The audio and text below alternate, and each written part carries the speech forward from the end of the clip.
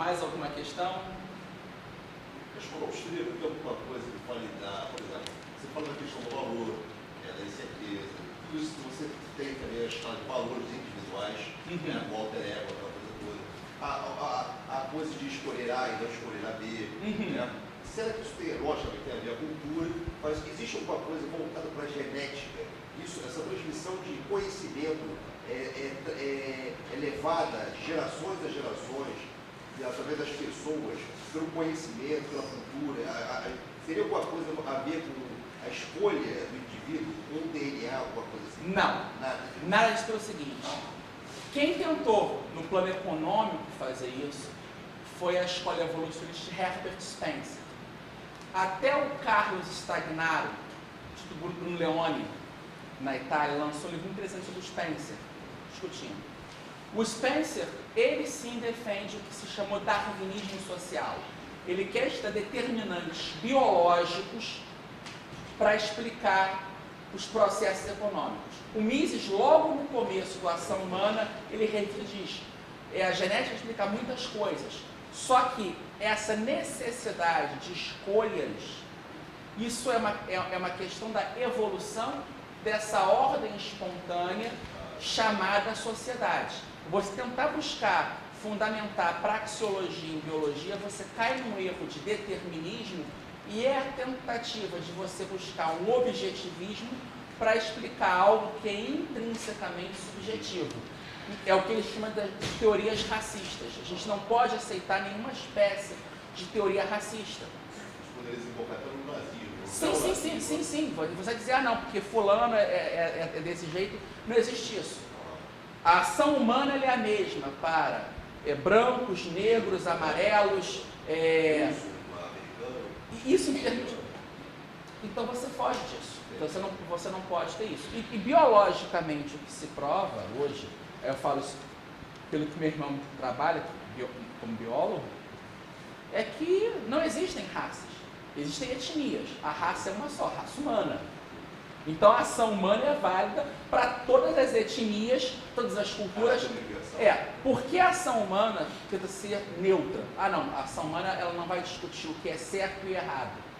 Porque isso já você sai do âmbito da praxeologia e cai na axiologia. Valores éticos, valores estéticos, a questão cultural, a questão religiosa, histórica, é fundamental na tomada de decisões do indivíduo?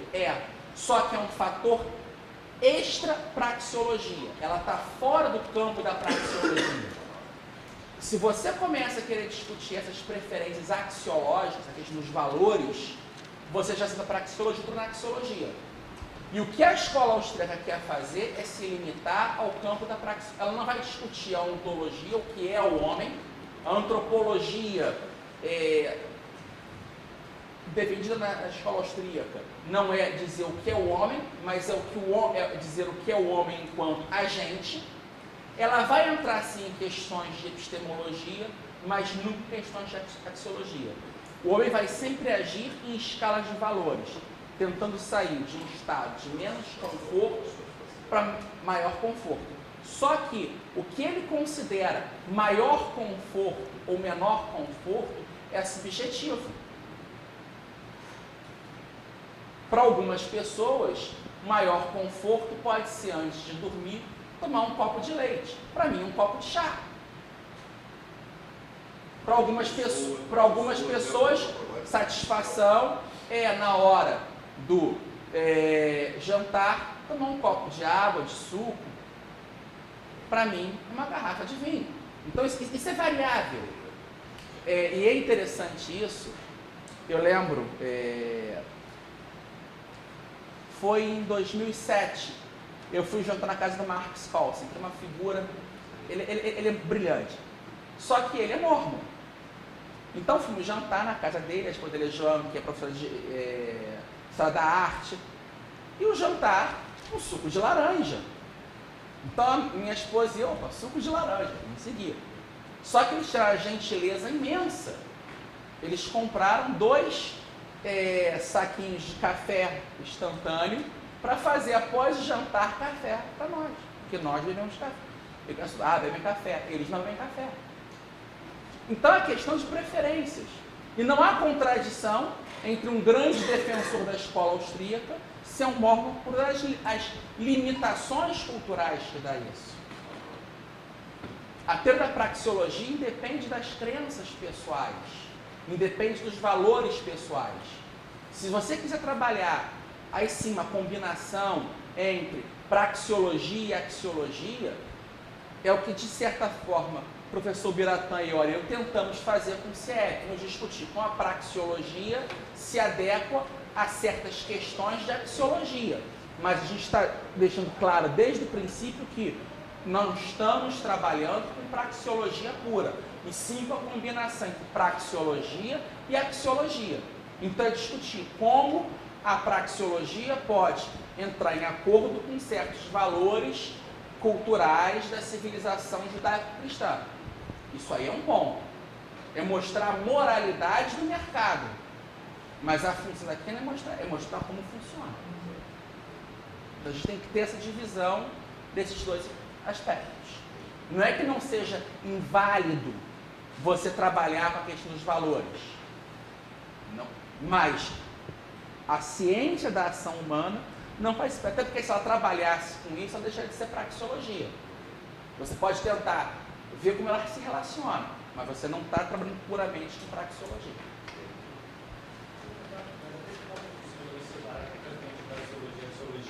De repente, a ação humana também pressupõe... Não, sim, não é impossível. No mundo real, é que está. Por isso que o Mises chama de construções imaginárias. Ele tenta isolar o elemento ação exclusivamente. Ele tenta fazer isso. Só que ele sabe que no mundo real, os agentes vão agir pautados nesses valores. No mundo real você não separa. Então você não vai conseguir nunca desvencilhar desses valores.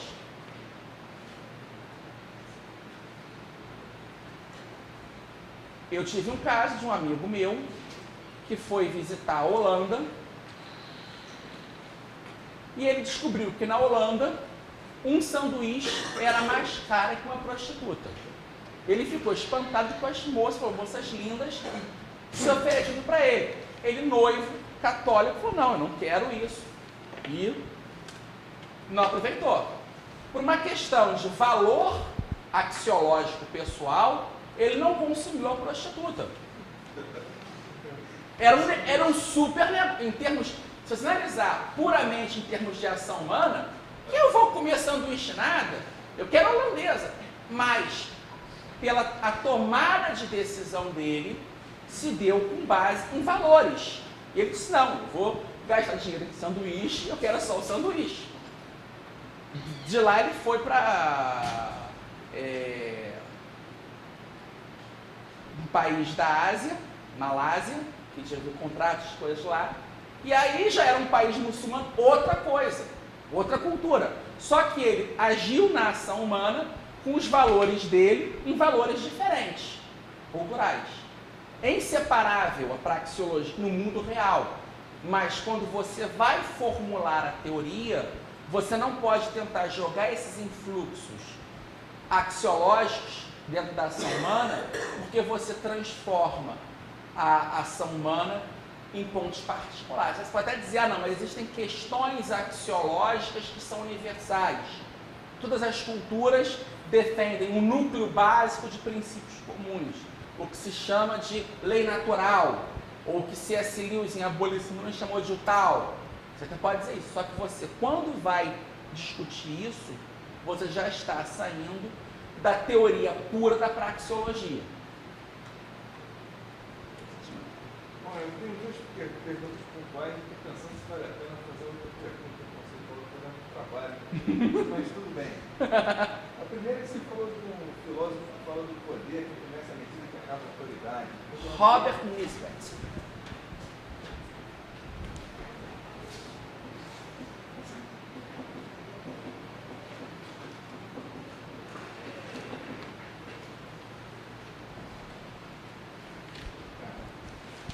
Obrigado. Você fala que a linguagem surge por dois motivos. muito religioso e o outro eu não peguei. Interações de troca, de comércio. São dois motivos. Um é pela questão do culto e o outro e aí você tem um historiador inglês, o Christopher Dawson, que diz que a base da cultura surge pela questão do culto. As pessoas começam a criar linguagens, arte, para responder esse relacionamento entre o indivíduo e o transcendente. E aí você pode ter duas posturas. Eu acredito que existe uma ordem transcendente, acredito em Deus, então isso é real, ou isso é um mito, é uma ficção. Mas mesmo que eu ache que esse culto é uma ficção, eu tenho que entender que a base da formação da cultura se deu por intermédio desse culto. Essa é a questão. Então o Dawson é por aí. Então surge disso. E o outro aspecto é o aspecto econômico. Você não pode fazer como certos linguistas marxistas que querem transformar toda a linguagem como fruto da relação econômica. Aí você cai em teorias loucas de política correta, como a linguagem ela se torna um fruto, um meio de dominação cultural da burguesia. Você começa a quebrar a linguagem. E aí a questão do Orson Welles, 1974, aí é da nova fala, nova língua, que você começa a criar um monte de eufemismos para poder não dizer certas coisas. E aí você perverte a linguagem perde o sentido. A linguagem não foi criada por uma classe, por um burocrata. Eu lembro aqui de um professor meu, professor Alberto Oliva, que dando aula no FRJ, o aluno, aquele marxista ferrenho, começa a discursar. Aí ele, como professor, fala: peraí, você empregou essa linguagem, a palavra certa é assim que se diz. Aí ele: eu não sigo esses ditames burgueses da língua. Aí ele falou: alto lá, você acabou de dar a língua para a burguesia, a língua de todos. A preservação dela é óbvio da sociedade e a evolução dela, porque a língua você não pode parar. Por mais perfeita que seja uma gramática ou um dicionário, ela capta a língua num determinado espaço. A língua evolui. A guerra entre linguistas e gramáticos, uns querem paralisar a língua, outros querem acelerar toda. Existe um justo meio entre as duas partes. A língua tem algumas regras que mantêm ela ser a língua, só que essas regras evoluem com o tempo. Se nós analisarmos, por exemplo, vamos pegar a língua portuguesa, como o português em Portugal fala, como o carioca fala e como o paulista fala. São interações culturais. O português seguiu um ritmo natural da linguagem, e a linguagem reduz as vogais, é uma língua mais consonantal. No Rio, o carioca puxa muito o S, o R, porque há uma influência maior francesa, a corte no Brasil, comércio, relações culturais. Em São Paulo, uma visão mais italiana, maior imigração italiana para São Paulo que no Rio. Então a língua vai tornando visões. E a própria língua portuguesa do Brasil como um todo, é impressionante que você, quando vai conversar com as pessoas, ver a quantidade de palavras dos dialetos nativos brasileiros, dos indígenas, que tem na língua, e de línguas africanas.